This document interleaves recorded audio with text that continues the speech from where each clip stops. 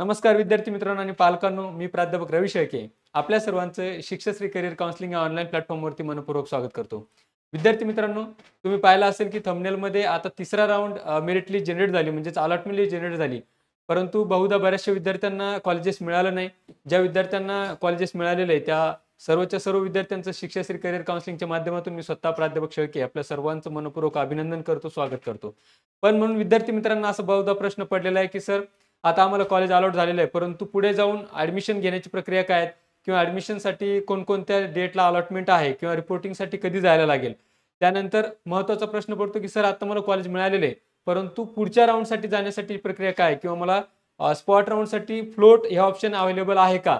असे बरेचसे प्रश्न विद्यार्थ्यांचे येत आहेत किंवा कॉल्स येत आहेत, तर त्यावरती आपण सविस्तर चर्चा करतोय. तर विद्यार्थी मित्रांनो, आपला हा व्हिडिओ तुम्ही शेवटपर्यंत शांतपणे बघा, जेणेकरून तुमच्या मनात जे काही संभ्रम आहेत, जे काही क्वेश्चन्स आहेत, ते सर्व क्वेश्चन्स आणि त्याचे आन्सर आपल्याला त्या व्हिडिओच्या माध्यमातून पाहायला मिळतील.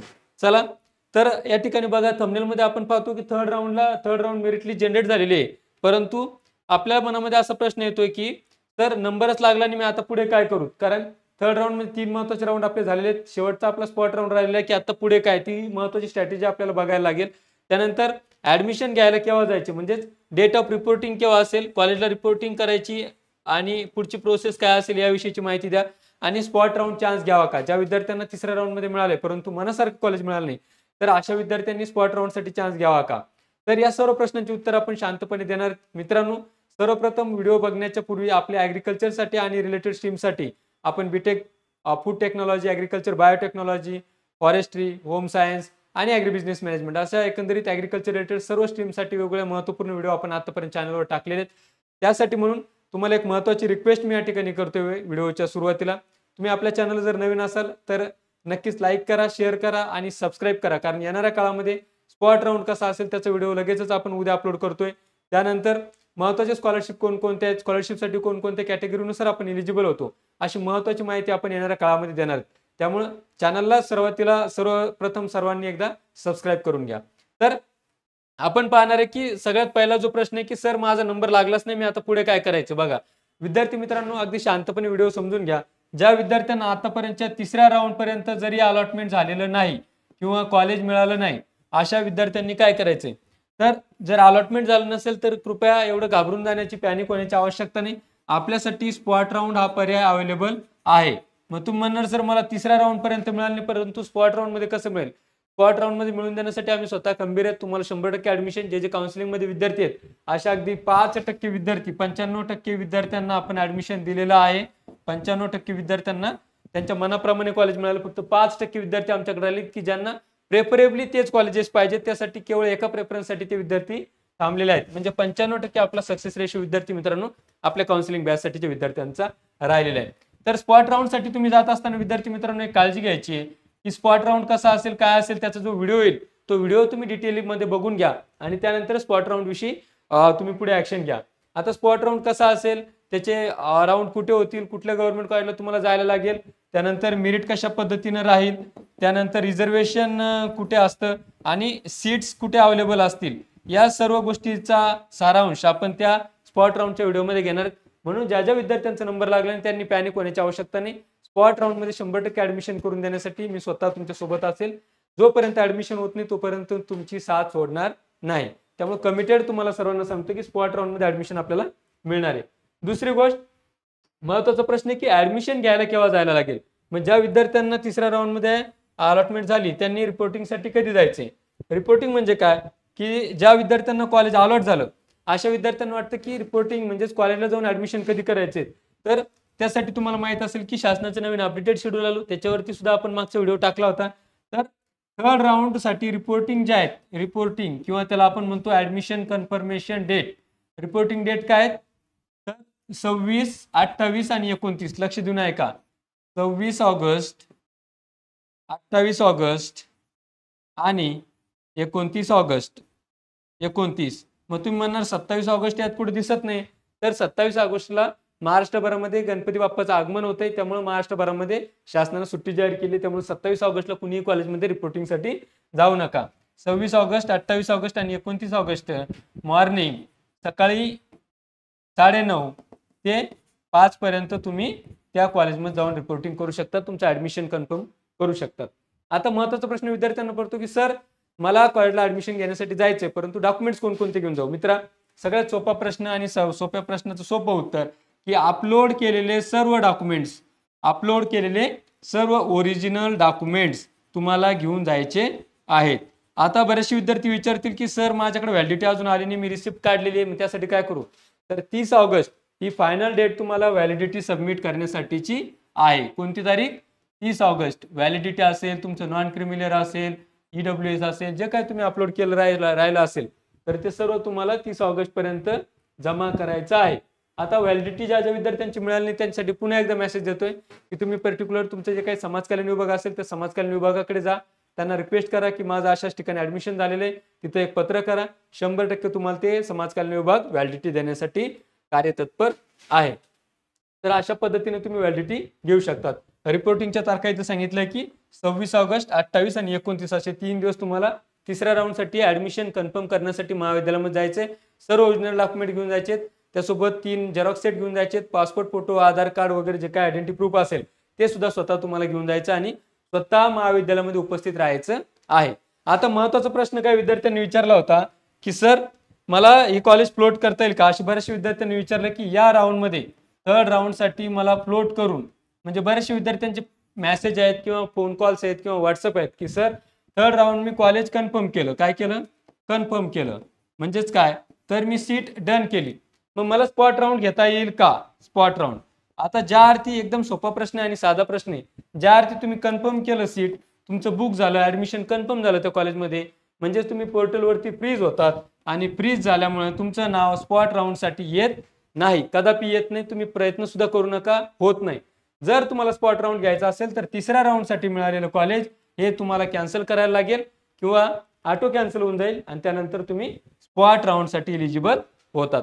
तर पुन्हा पुन्हा प्रश्न विचारू नका सर मी थर्ड राऊंडसाठी ऍडमिशन कन्फर्म ठेवतो आणि मग स्पॉट राऊंडसाठी जातो. तर मित्रा तसं करता येत नाही आणि तसं करणं कायद्यानं सुद्धा गुन्हा आहे, तुम्हाला करता येत नाही. त्याच्यासाठी फ्रीज झालेलं असतं ऍडमिशन.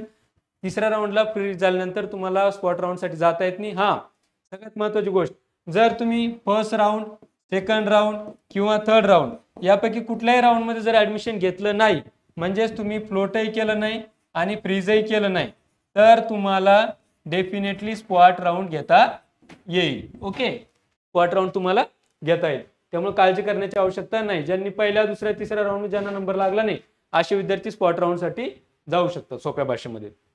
आता बऱ्याचशा विद्यार्थ्यांनी असा प्रश्न विचारलाय की सर आता जी मेरिट लिस्ट आली, या ठिकाणी तुम्हाला मेरिट लिस्ट दिसते, अलॉटमेंट लिस्ट त्याला आपण म्हणूयात की सर अलॉटमेंट आली, परंतु मला काय झालं की मी ST कॅटेगरी मधून आहे आणि मला त्या ठिकाणी ओपन कॅटेगरी जनरेट केलेली आहे किंवा ओपन कॅटेगरी अलॉटेड केलेली आहे.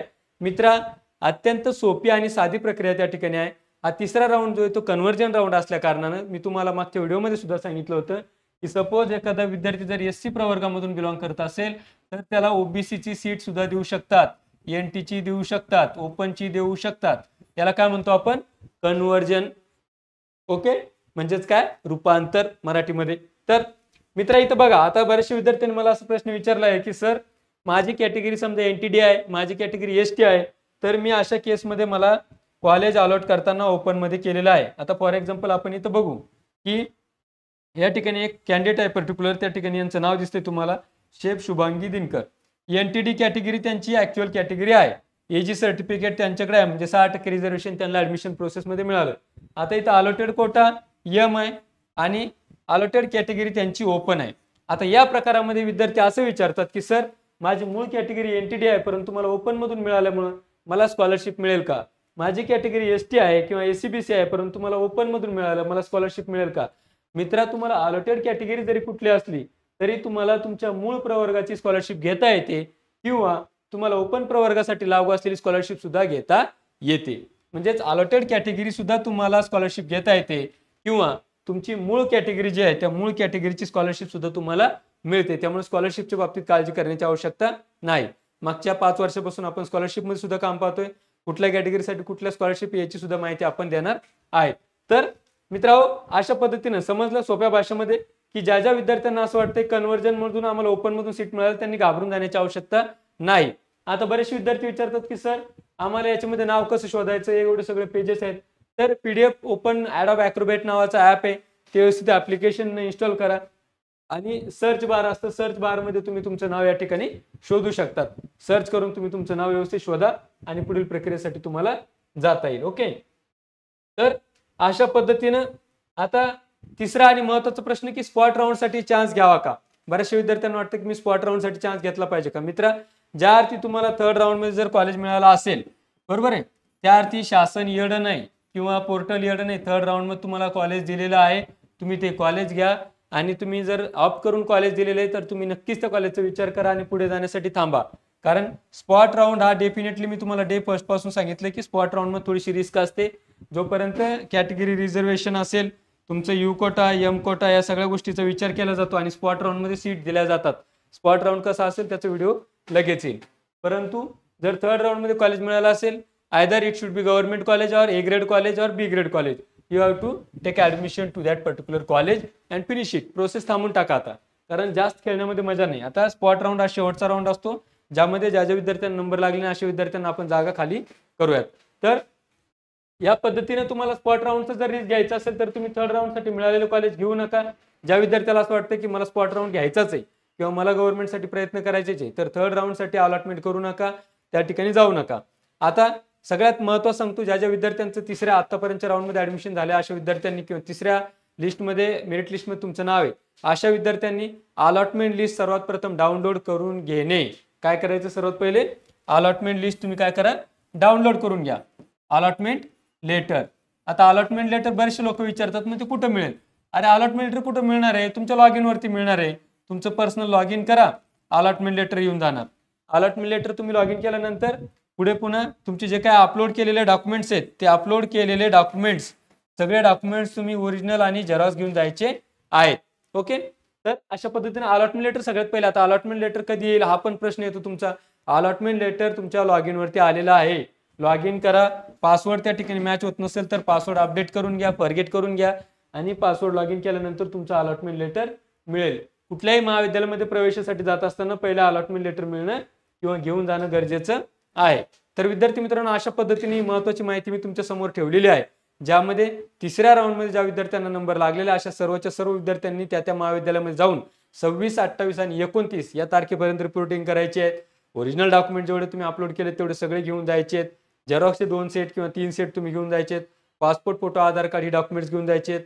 रिझर्वेशन कन्वर्ट करून जर तुम्हाला सीट मिळाली असेल तर त्याची काळजी करण्याची आवश्यकता नाही, सर्वांना स्कॉलरशिप मिळणार आहे.